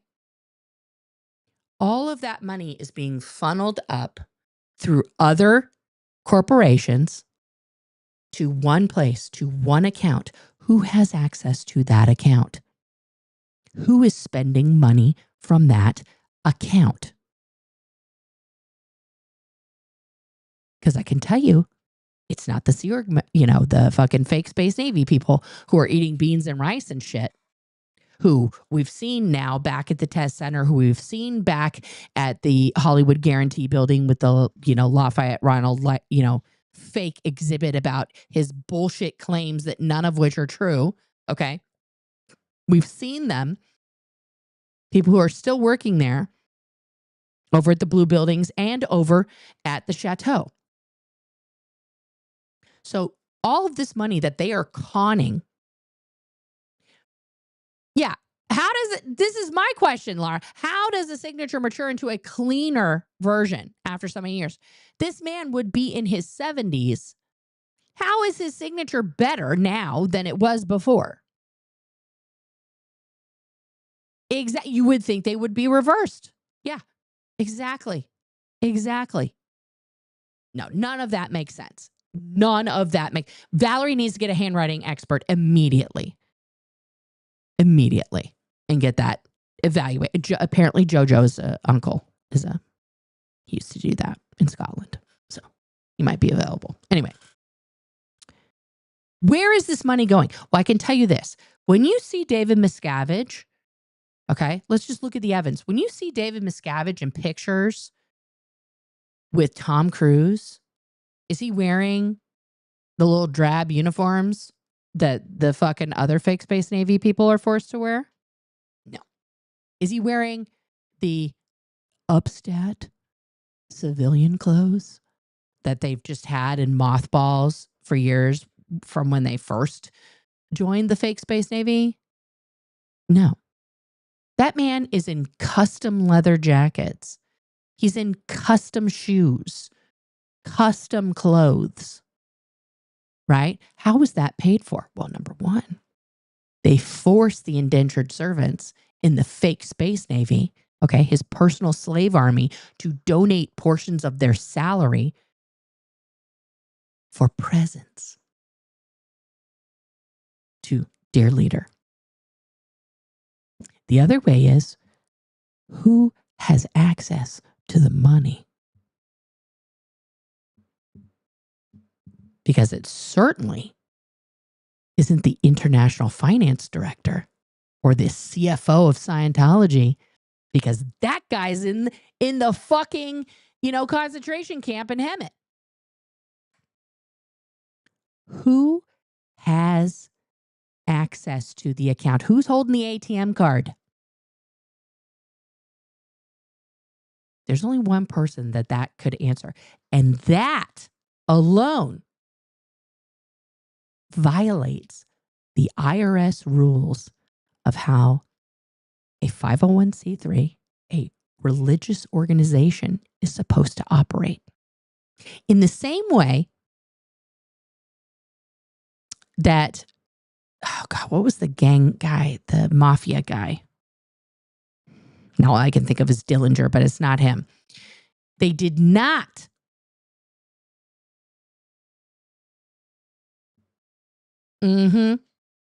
Oh, girl, we on it like a bonnet. We on it like a bonnet. Where is Mike Ellis? Nobody even holds that job. Capone, thank you, Al Capone. They didn't get Al Capone for his mafia shit, did they, guys? Did they get Al Capone for the bodies he dropped? Did they get Al Capone for the bootlegging? Did they get Al Capone for all that shit? No. They got him for tax evasion. Tax evasion. Dear IRS, you guys want to recoup, some billions, some billions right now, billions, possibly trillions with a T, start digging into Scientology and its thousands of entities and follow the money. Follow the money. And also David Miscavige. Hi, David. Hi, Wavy Davy. Whichever one of Tom Cruise's, love nests you're hanging out in. Well, he pretends. Guys, I'm sorry. But I'm just I'm going to talk about Tom Cruise for 1.5 seconds here. The fact that a 64-year-old man thinks that it's appropriate to get with a woman literally half of his age. A 29-year difference. Ana de Armas, please do us all a favor. You gorgeous queen. Please Google #RunKatieRun. Please, Katie Holmes, Nicole Kidman, can you reach out to this young lady? Can you let her know what she is stepping into here? Can someone, Mimi Rogers, Nassim, anybody, okay? Penelope Cruz, can y'all form a little fucking, First Wives Club or some shit and fucking contact this young lady and let her know you in danger, girl. You in danger, girl. And 64-year-old men, can you stop being disgusting and dating someone your own child's age? It's fucking disgusting. Jesus Christ.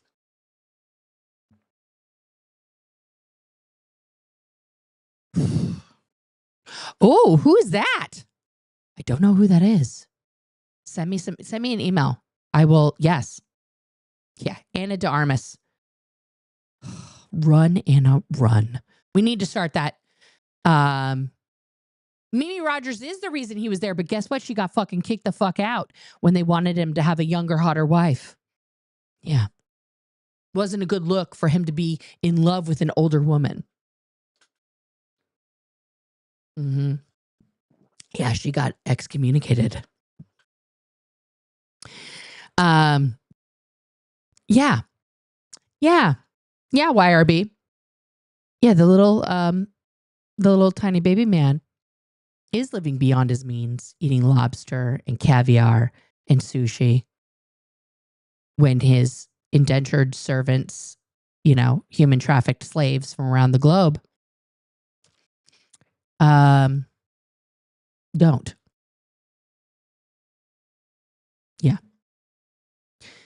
My new email is truecrimewithnora@gmail.com.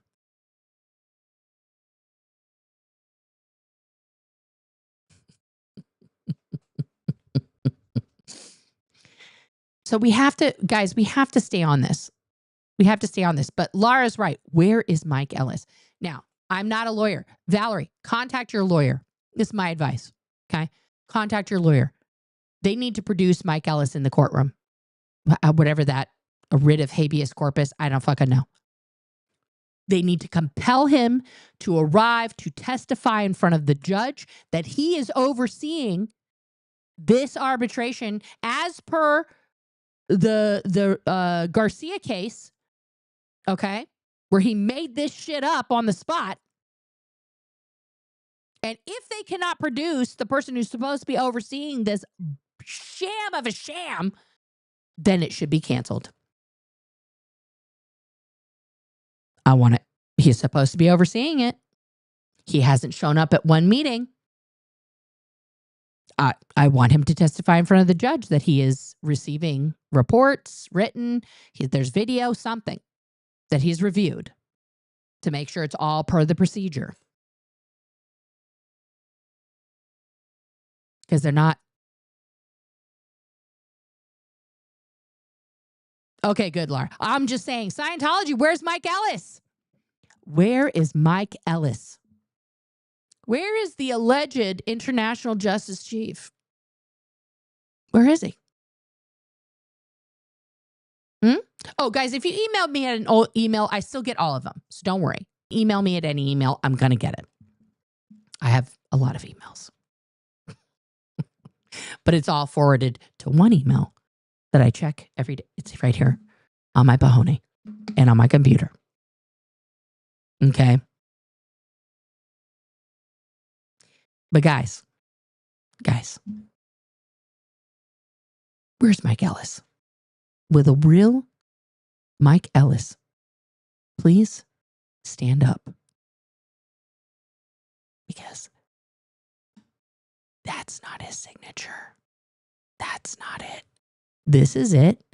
That is not it. All right, go get your outside time. That's so important. Let me get to your questions and comments here real quick, guys. This has been a wild one, but where's Mike Ellis? All right. Who sent a super chat? What's going on here? West Coast Fancy Nancy. Thank you. Thank you, sweetheart. I appreciate that. Thank you.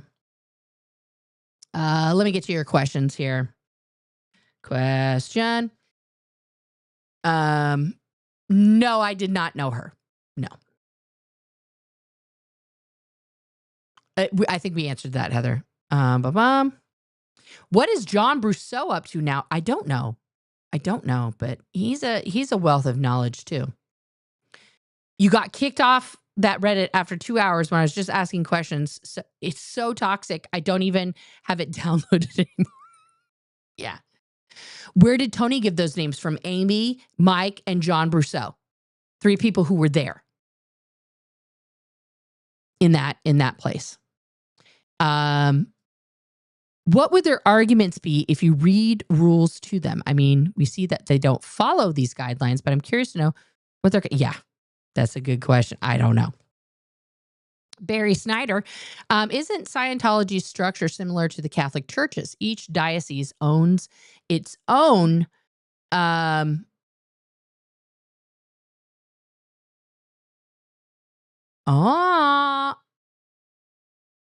that's what I said. Hang on. Sorry. I'm just reading a very important message from JoJo. It isn't Scientology's structure similar to each diocese owns its own real estate and assets. Individual dioceses are being bankrupted. Yeah, it's similar.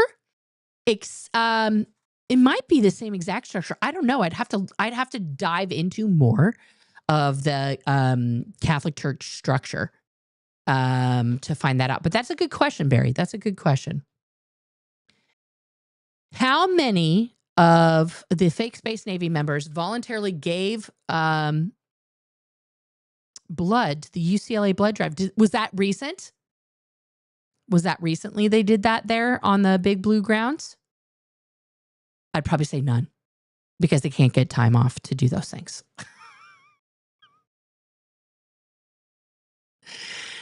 Okay. Tom Cruise only pretends to like surf culture so that no one questions him on why he is belly down in the fucking ocean. Tilty, you're cracking me up today. Comments. Let's get to the comment. Oh, that's not a word, Nora. Put a T on the end of that. Oh, Vernon, I'm so glad you got Jamie's book. Fantastic. Fantastic. They probably aren't replacing their numbers after they die. No member replacement. Oh, no. Well, that's why they have to keep recruiting children, right? So they can have them for longer. Okay. Anything spelled W-I-C-Z is usually pronounced whiz or wits. Okay. Thank you. I always refer to the cult as a concentration camp too, Nor. I told the LAPD that they have a concentration camp under their noses. Yeah, they should fucking know.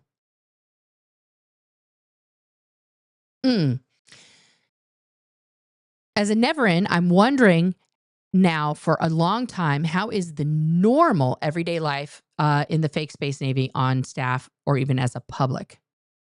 Cultish. Yeah, that's a great question. That's a great question, and that's a great topic.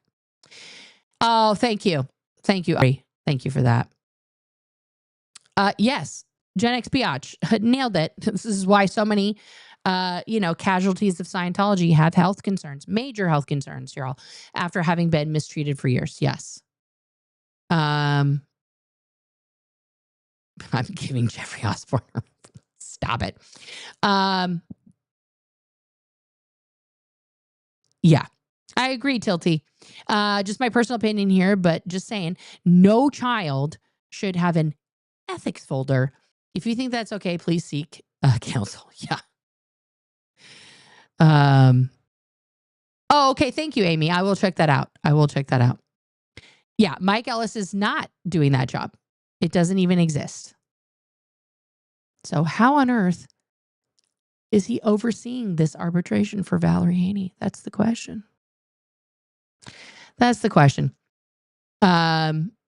As someone who's obsessive about literacy shit and also autistic and also used to work at a job where I was forced to forge my boss's signature, you have opinions on this. Yeah, Stacey, there are parallels, many parallels between the fake space Navy and the Stasi of the Nazis. Yeah.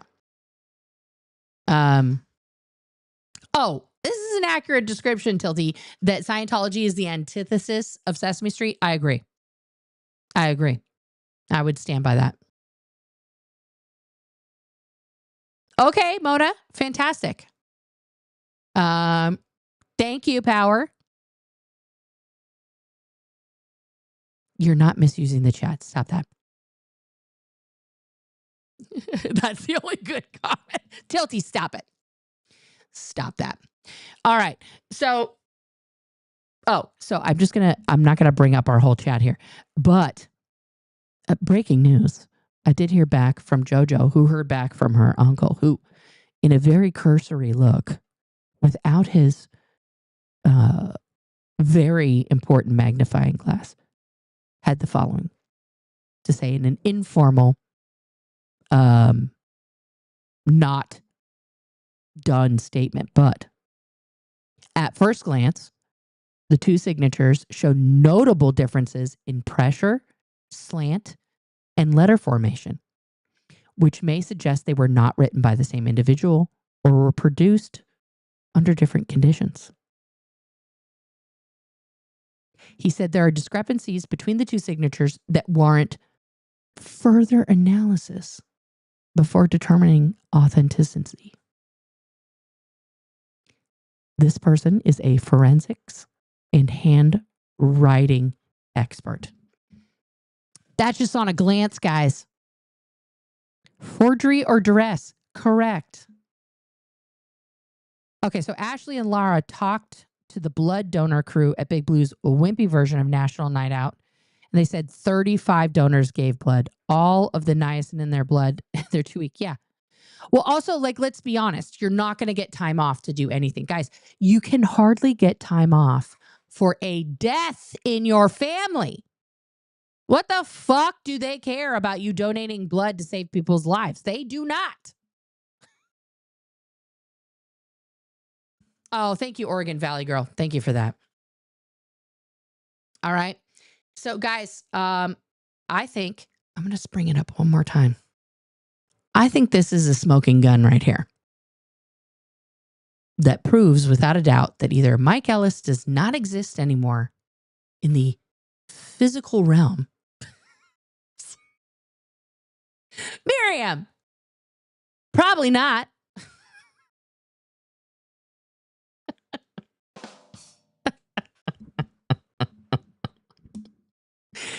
Okay. That either Mike Ellis is so infirm, so addled of mind, okay, that he cannot sign his own name, and so someone else is signing it for him. He is no longer among us, among the living. He has gone AWOL. He's missing. But that is, in my opinion, not the signature of Mike Ellis. And until I see him living and breathing in a court of law, swearing on a Bible that he's alive and that's him, I don't believe it. I don't believe it. Oh. Uh-oh, hot dog. Sarah Heller. Uh-oh, hot dog. Committing forgery? And cover-up of possible death, demise, or departure of Mr. Mike Ellis?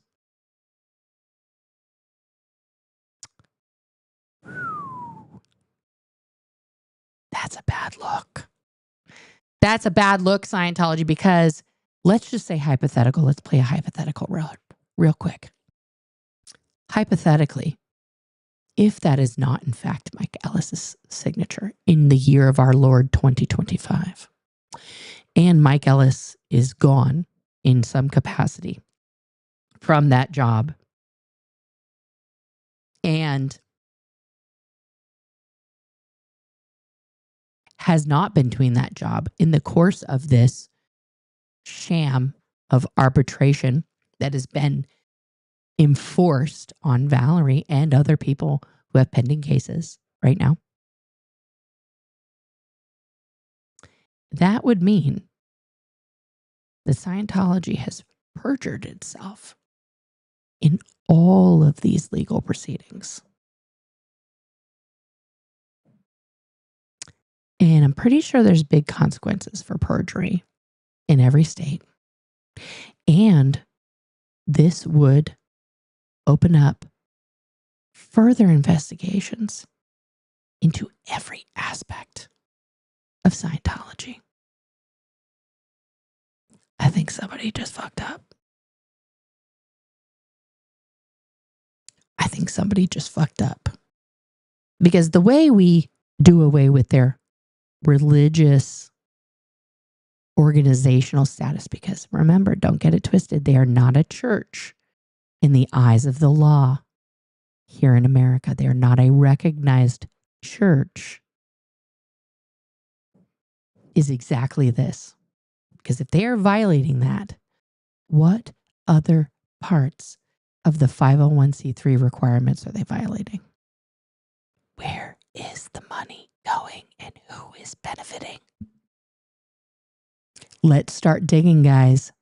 Let's start digging, and let's send all of the vibes to Valerie and her lawyer, because this is enormous. All right, guys, that's all I got for you today. Watch out, Scientology. You done fucked up. And I'll see you guys all on the flippity dippity. Thank you, as always, to my mods for keeping this stream right and tight. Thank you for all of you viewing and the truth that we're constantly trying to bring out here on this channel. Please go see my other videos. Click that link for my link tree, and I'll see you next time on the flippity dippity.